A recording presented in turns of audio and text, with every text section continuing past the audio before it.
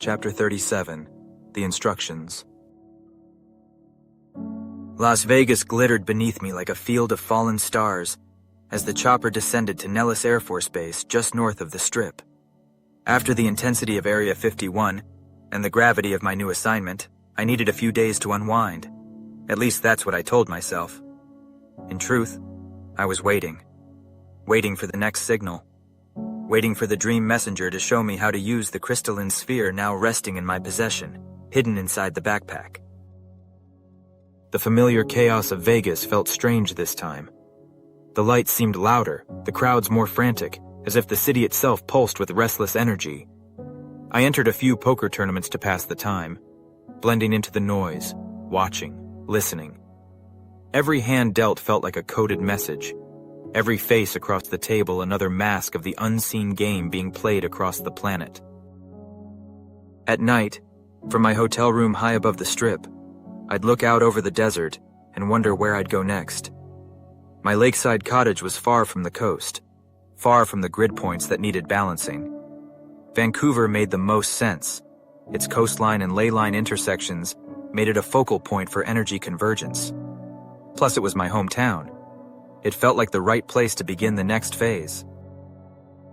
But before I could move, I needed instruction. The crystalline sphere was unlike anything I'd handled before. I could sense its potential, its awareness almost, but not its function. The dream messenger had said the answers would come through the current of the night. On the third night, it did. The dream began in a vast obsidian hall, illuminated by shifting light. The dream messenger stood before me, her presence radiant yet solemn. Behind her, holographic grids of light stretched into infinity.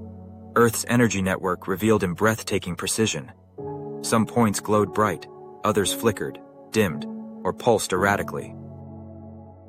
"The shadow corridors are fractures in the field," she said. "They form where fear accumulates and consciousness withdraws. The crystalline sphere is a stabilizer, a frequency anchor, but use it carefully. The opponent has learned to detect these activations." In the dream, she showed me how to use the sphere. I was to locate the weakened points, places where discord, violence, or despair had left energetic scars. There, I would meditate with the sphere, holding it until it resonated with the Earth's magnetic pulse. When it aligned, it would release a wave of harmonic light that would restore the flow. But the warning came next. Her tone darkened. "Each time you activate it, the opponent will feel it. They will send interference, through people, through circumstance, through thought. Protect yourself. Use shielding before and after. Never activate it in the same place twice, and when the time comes, you will know when its work is done." A sudden flash filled the dream, an image of a dark storm over the Pacific Northwest, lightning splitting the sky in impossible colors. A shadow moved within the clouds, vast and alive. Then her voice returned, softer, almost maternal. "Do not fear them. They thrive on it. Stay within the heart, and no shadow can touch you." When I awoke, the room was silent except for the faint hum of the backpack beside the bed. I opened it carefully. The sphere glowed faintly in the darkness, pulsing in rhythm with my heartbeat. The message was clear. My next move would take me west, back to the coast, to Vancouver, and into the storm.